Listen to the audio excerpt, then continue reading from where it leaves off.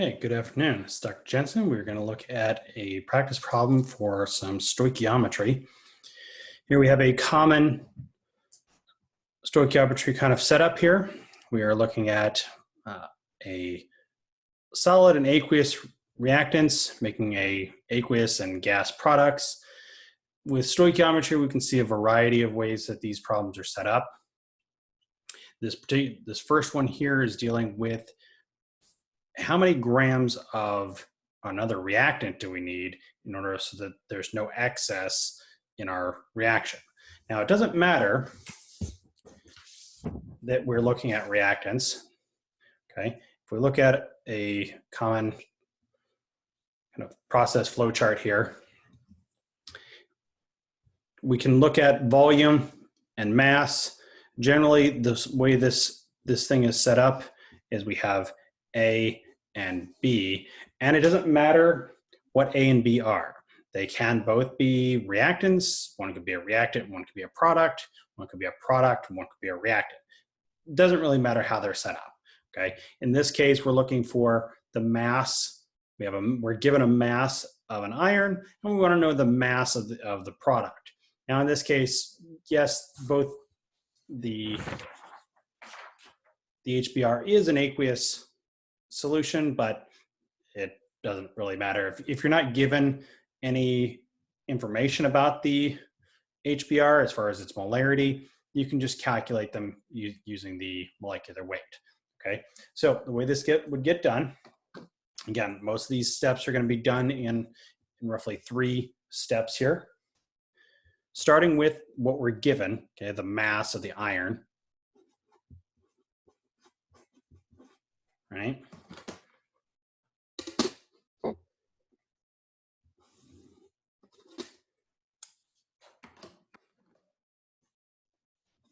Now, if the problem gives us the molecular weight, in this case it does, that was kind of our first step, was how do we convert from mass into moles?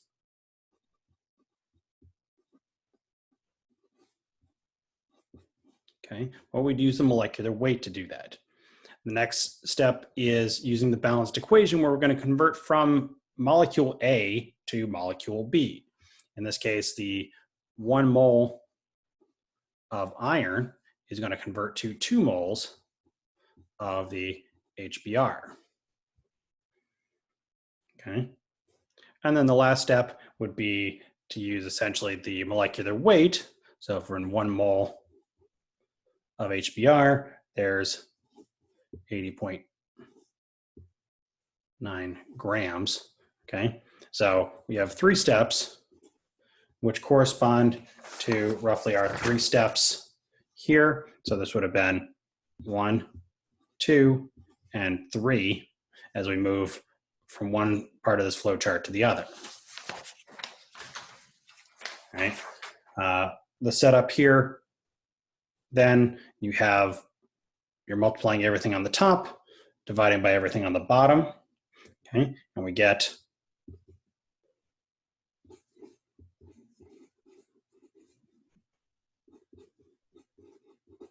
about 9.28 grams of iron from this. Okay, so again, when we set up in this particular format, again, what we're converting from, you want to set the units opposite, so this helps us to know that we're dividing by our molecular weight here. This is moles of iron. So I want to cancel my moles of iron. And again, the 1 and the 2 come from the balanced equation. So if you don't have a balanced equation, then these stoichiometry problems become more problematic. So that's why it's always recommended to balance the equations first before you start doing the problems, right? Last step is my molecular weight for the HBr, okay? All right, so this is just calculating how much HBr would I need to react so that there's no excess, that everything gets used up in the process, okay? A second equation, part of this equation, using the same reaction, or same reaction here. Here we're looking at how many grams of hydrogen could get created. So here I'm looking for a product. So I'm going from a reactant to a product. So this is your most common kind of stoichiometry, is strictly about, if I'm given a reactant, how much product can I make? Okay. Again, the setup is going to be pretty much the same thing. Okay. Look at our process flow chart. Again, it doesn't matter here. B could be HBr, it could be hydrogen. It doesn't matter what B is. It is agnostic. It's a process. It doesn't, A is simply first one thing, and then B is the second thing. All right. So since we're still looking at mass, I'm still going to have these same 3 steps where I'm going to need my molecular weight. I'm going to need the balanced equation. I need the second molecular weight. So this will be what you'll see first is the molecular weight again, the balanced equation, and then the molecular weight. Okay, so here we have, again, my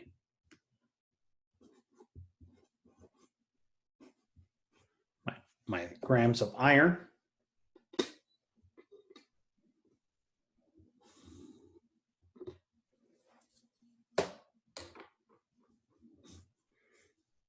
All right, my molecular weight.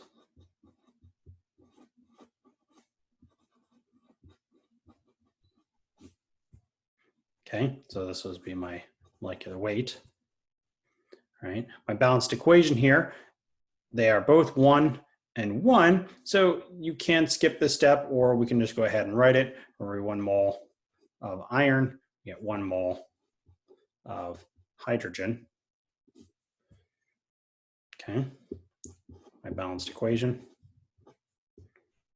And then my last one is my molecular weight for my other reactant. In this case, it's hydrogen, so every 1 mole, I get 2.016 grams.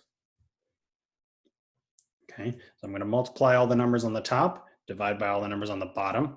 Again, the same 3 steps, 1, 2, 3, as in the previous one. It's just we've changed what is the final product we're looking for. Here we get about 0.116 grams of hydrogen produced.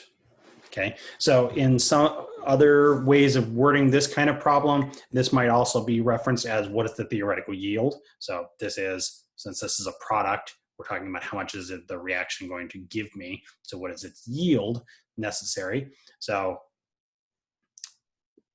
in this case, the theoretical yield is, again, everything works out perfectly on paper. If we were trying to collect everything, you'd get 100%. So that's why it's the theoretical value. Okay. If we remember that our experimental value is not something that can be calculated. It has to be given to you in the problem. All right. Let's look at a set of a different version of this. All right. In this one, we're looking at, here we're given the molarity of the HBr. So, given the molarity of the HBr, we can take a different approach. Okay. So in this case, we're not ending here. Okay, we're not ending here. We're actually ending over here this time. Okay, so our third step is actually going to be over here where we use the molarity of the given HBr. So it's still going to start out the same way.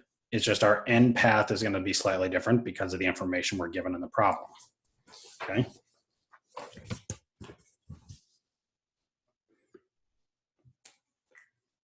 Same reaction, same amount of starting product. Have our 3 grams of iron.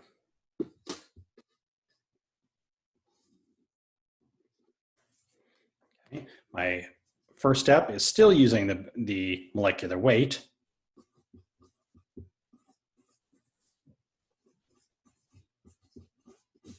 Right. The balanced equation here, again, since it's HBr, we look back to our balanced equation.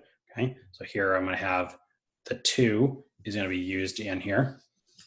Okay. So for every 1 mole of iron, I need 2 moles of HBr. Okay. Now this last step is now going to utilize this 10.5 molar value. Okay, so there is 10.5 moles per liter in this solution.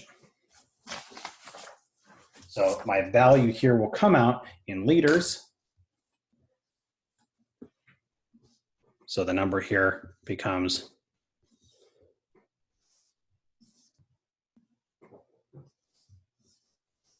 about 0.22 or about 22.2 milliliters. Okay, again, the same setup here. Multiply all the numbers across on the top, divide by everything on the bottom, and we will get the volume out at the end of this part. Okay. All right, last one here. This particular setup is looking at another common setup in the stoichiometry kinds of problems. Here I have two different, I have both my reactants here. So this kind of problem is often where if we want to know how much, we don't know how much hydrogen is being produced. So that is the question here, how much hydrogen is being produced, but we have two different reactants. So these problems either go towards finding out how much is produced. So the question is often, what is the theoretical yield? The question may also ask, what is the limiting reactant?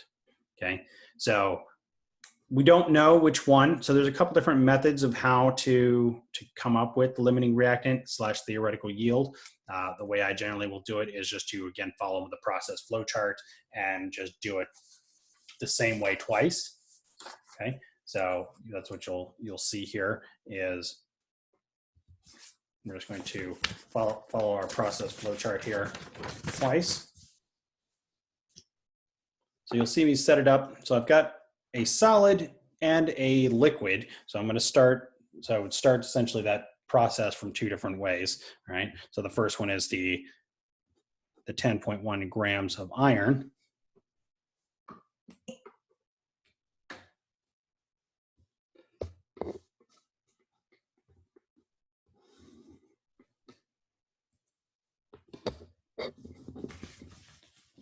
Okay. My 10 grams of iron. Again, the same initial setup, 55.8 grams per mole. Okay. For every 1 mole of iron, I get 1 mole of hydrogen. So this is very much like the other problem we just did. For every 1 mole here, we get 2.016 grams. Okay, so here we get 0.365 grams of hydrogen as a product. Okay, now that only tells us how much hydrogen could we get from the iron, from the amount of iron given. All right, so now we're going to replace this same equation again, although this time we're going to focus on the HBr. All right, so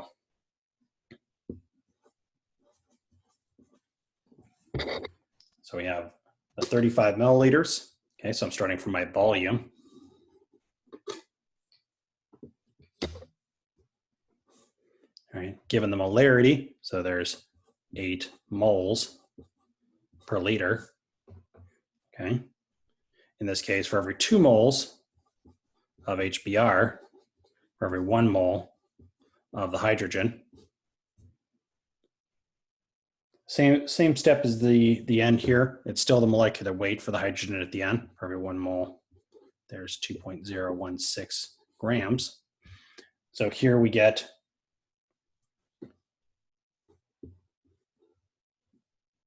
282 grams of hydrogen. Okay, so there's ratio methods that do this.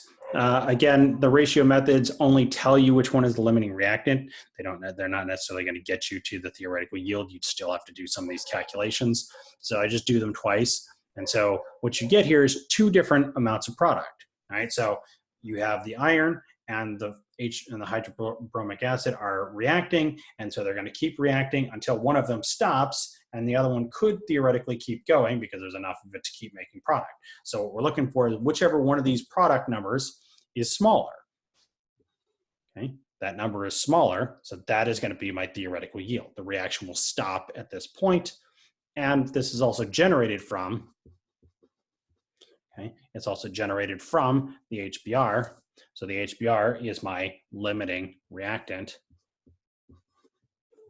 as well. Okay, so we have theoretical yield,